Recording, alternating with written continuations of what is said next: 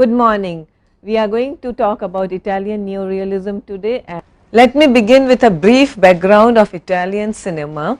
So, in 1905, the first Italian studios were built, owned by two of the largest production companies, Cines and Itala. So, both of these, remember, were film production companies, both of which made successful costume dramas.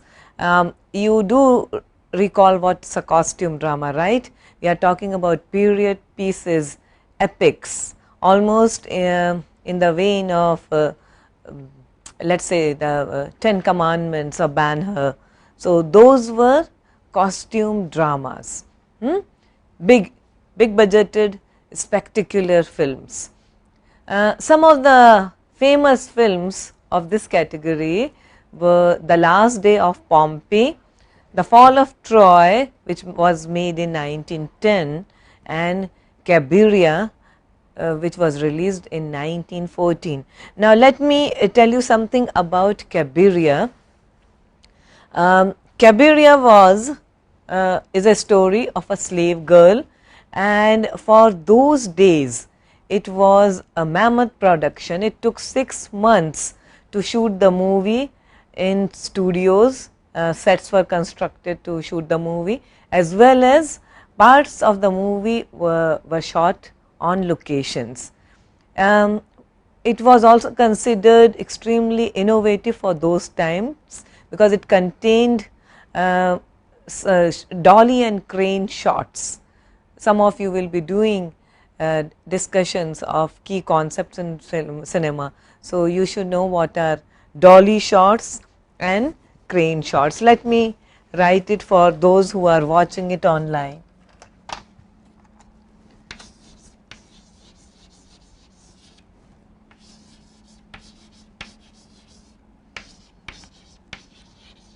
These are the concepts that you should be knowing.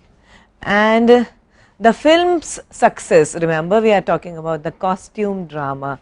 So, the film success in the US inspired people like D.W. Griffith. Remember who he was? Birth of a Nation and Intolerance. So, we have already talked about he was one of the great pioneers of filmmaking in the US.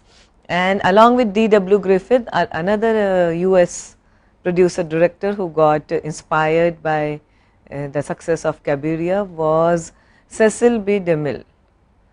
And you are of course by now familiar with the works of Cecil B. DeMille.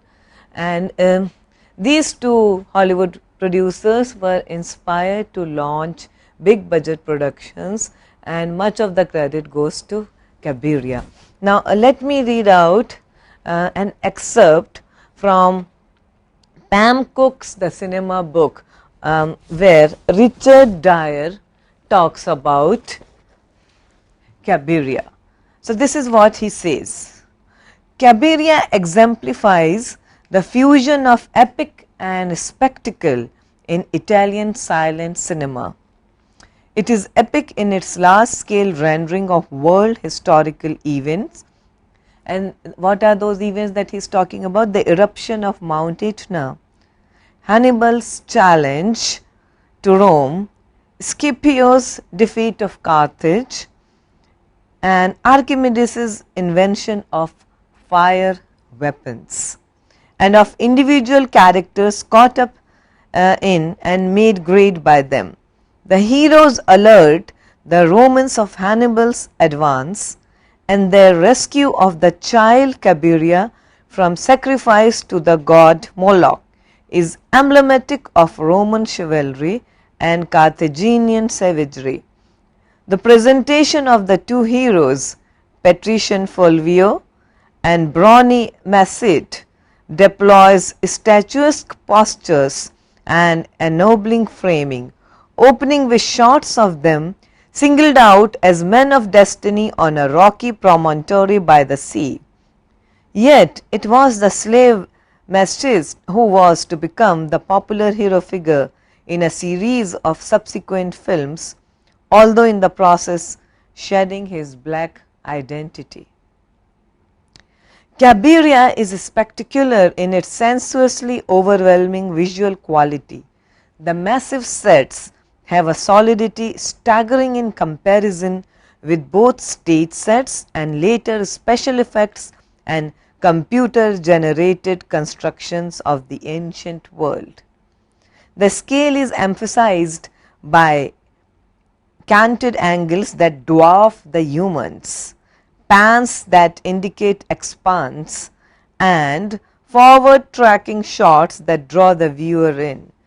Design pits the clean lines, open spaces, and white and martial clothes of Rome against the Orientalist decadent languor of Carthage, where the screen is crowded with ornate furnishing, sumptuous fabrics and furs.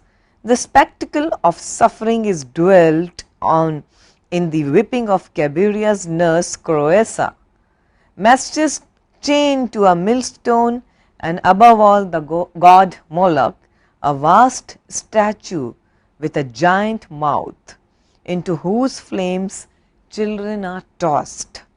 In short, Cabiria, in a bland characteristic of Italian cinema, welds together in equal measure antique ideals, stylish design, sensuous pleasures, and sensual energies. So, high praise coming from Richard Dyer on Cabiria. And if you pay attention to what I have just said, then you can draw parallels between especially Cecil de Mille's cinema and this kind of cinema that Cabiria is all about. So, the First World War and the competition from the US put an end to the large scale production. So, we are talking about evolution of Italian cinema from huge productions, big budget productions after the First World War, and stiff competition from the US, and Italian cinema and Italian film industry was in a state of transition, and it put an end to the large scale productions. However, and it is very ironic, it was the fascist regime under Mussolini that revived Italian cinema. Now, Mussolini 1883 to 1945, unlike Hitler or Stalin, he did not aim at total control over the content or style of the Italian commercial cinema. See, remember, Hitler had someone like Goebbels, who was his propaganda minister, and we have already talked about a film like Triumph of Will, which was nothing less than a propaganda film for Hitler, where Hitler is portrayed in very flattering light, in very almost he is deified, but that was not Mussolini at all. He did not aim at total control over the content or style of the Italian cinema. For propaganda reasons, Mussolini preferred documentary films and newsreel films produced by LUCE, and perhaps you would like to note down the acronym. It is an acronym, and perhaps you would like to note down the full form of this acronym: L'Unione Cinematografica Educativa, LUCE. So, this body produced documentary films which Mussolini used for propaganda reasons. The fascist regime viewed Hollywood as its model and saw cinema, and we are talking about the commercial kind of cinema, more as entertainment than as a vehicle for propaganda.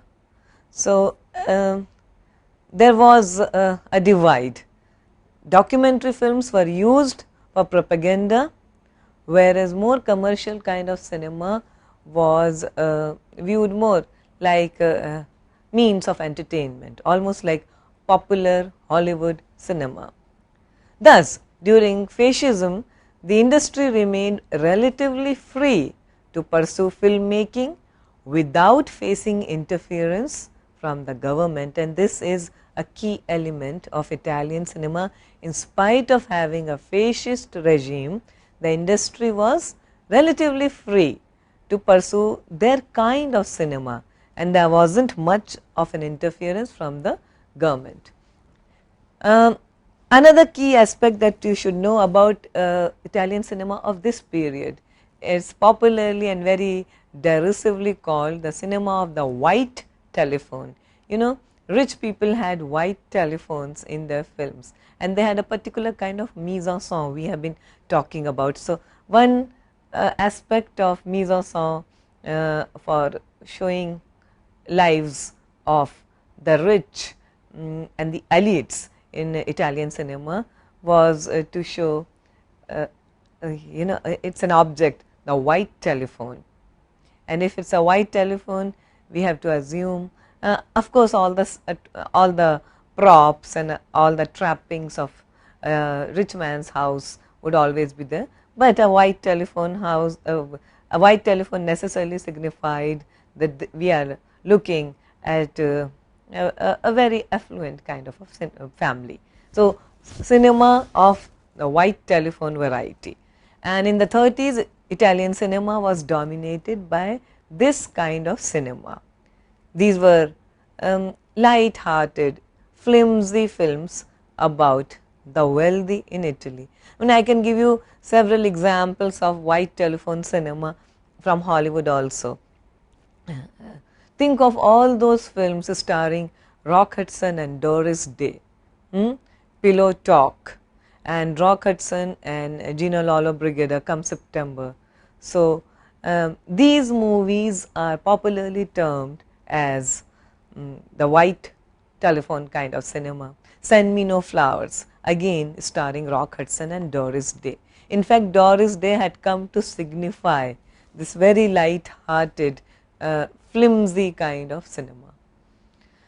In Hollywood we are talking about. So, however, even during this time in Italy there were exceptions, and there was a movie titled very interestingly, What Scoundrels Men Are, released in 1932. And the distinction, it has the distinction of being the first Italian film to be shot entirely on location. So, this is something that we are going to discuss subsequently, that how important having non-professional actors, you know, non-trained actors, people who had never acted before, and shooting on location and in natural lights and having natural sounds, those were such important aspects of Italian Neorealism. And then we also talk about French New Wave cinema and the New Hollywood cinema. So, we, you know, there is a kind of a set pattern. In 1935, the fascist regime founded a major film school, the Centro Sperimentale di Cinematografica. So, it is a film school, and it was founded by the Italian regime, the fascist regime. In 1937, Mussolini inaugurated a film complex. It was called Cinecittà. Okay. So, two major breakthrough events happening by way of giving encouragement to films.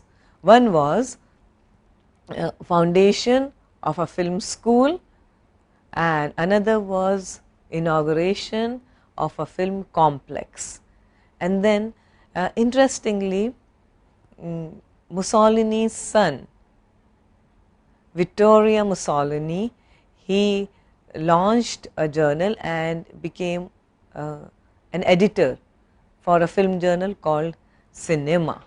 And this cinema was interested in international films and also in understanding theories and techniques behind quality cinema.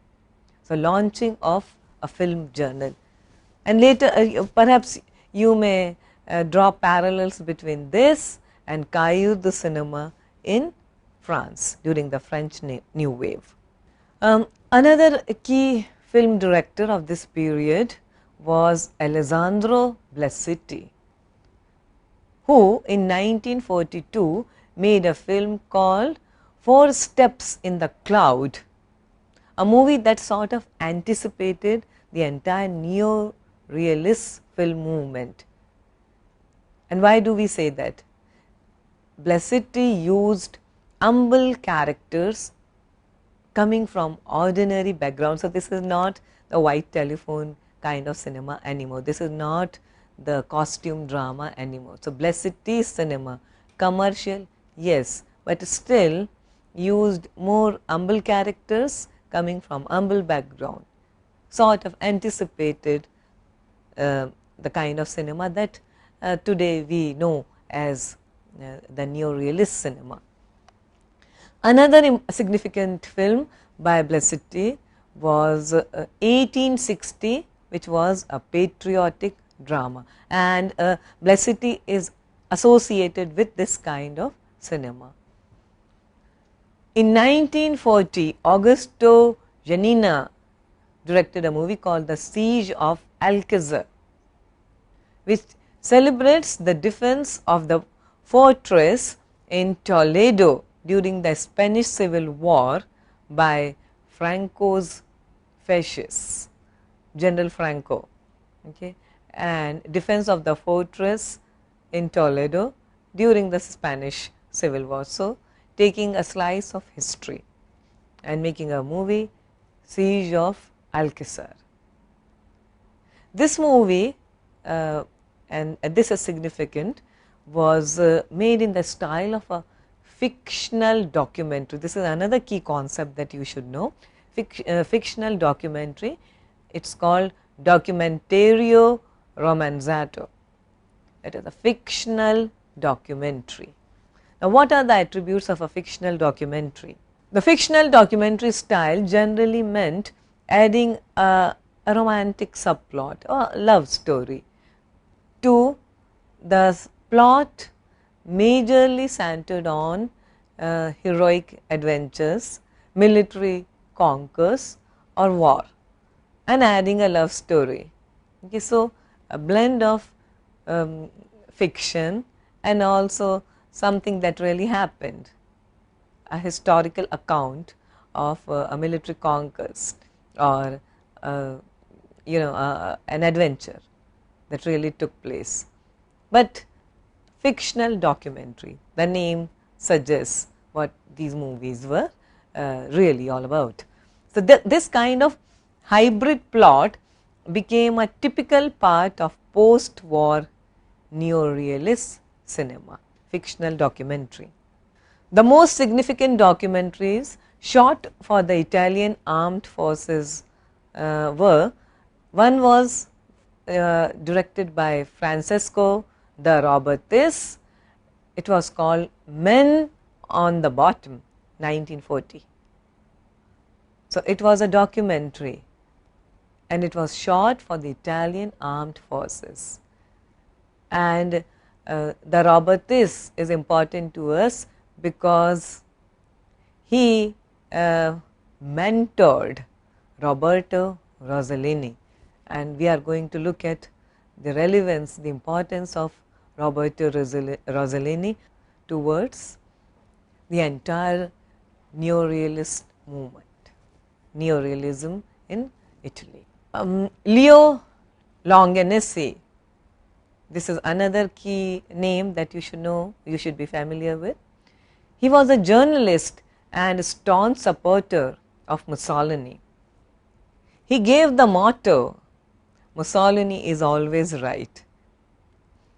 Longanesi, like Cesare Zavattini after him, he anticipates Cesare Zavattini, and we are going to see, look in detail who Zavattini was and who he collaborated with. So, Longanesi advocated extremely simple realistic films without elaborate sets. But that was the contribution of Longanesi. Almost anticipated, he was a precursor to staunch neorealists like Zavattini, who was a Marxist intellectual. With the fall of Mussolini and the end of the war, international audiences were suddenly introduced to Italian films through the works of Rossellini, Da Sicca and Visconti. So, these are the names which are at the center of Italian neorealist cinema: Rossellini, Da Sicca and Visconti. Italian directors now combine the desire for cinematic realism with social, political or economic themes that would not have worked under the regime. See, you were not supposed to criticize the regime. Mussolini, as we know, he did not interfere. He did not want the popular commercial Italian cinema to be a vehicle for his ideas. He did not turn cinema into a kind of propaganda, but still there were certain limitations, there were certain taboos, and that was the government should not be criticized, society should not be vehemently criticized. But once the fascist regime came to an end, cinema was free from such constraints, and directors started depicting those social and political and economic themes which couldn't be realized during the fascist regime. So, that was one upshot of the fall of the fascist government. So, neorealism generally refers to films of working class life, generally which are set in abysmal poverty. This movement tapped into a particular transition in Italian life and became a vehicle for filmmakers interested in vivid description of history and society. The underlying message in the films is that in a better society, wealth would be more evenly distributed. So, now you get the sense that it is more about the socialist concept of politics, that wealth, there should be an equal and equitable distribution of wealth among people in society. Often these films would be based on true incidents and used newsreel footage. This is a very common practice, at least nowadays, to use newsreel footage. Think even a movie like Forrest Gump, which is pretty mainstream, but uses newsreel footage from the times of the President Kennedy. So, but it all started from during the neorealism period in Italy. So, there were those movies were shot on actual locations, just like the French new wave films, and used non-professional actors. So, this is something that we have been talking about quite frequently in this course, insistence by a certain kind of filmmakers on non-professional actors. Now, if you think of classic Hollywood, if you think of high concept films, which is an area that we will soon be talking about. So, what happens in high concept and classic Hollywood films? Insistence on an emphasis on stars, okay. But the more realistic the cinema, the more emphasis on natural acting and use of non-professional actors. All these great directors, for example, Bresson, Dreyer, and the directors from the French New Wave movement, they all insisted on using non-professional actors. And our own recent Dogme manifesto from Denmark, they too, that is a part of their manifesto, to use non-professional actors and also using natural lights, the use of natural lights, sync sound as opposed to dubbed sound. So, all these features were first found in the neorealistic cinema from Italy.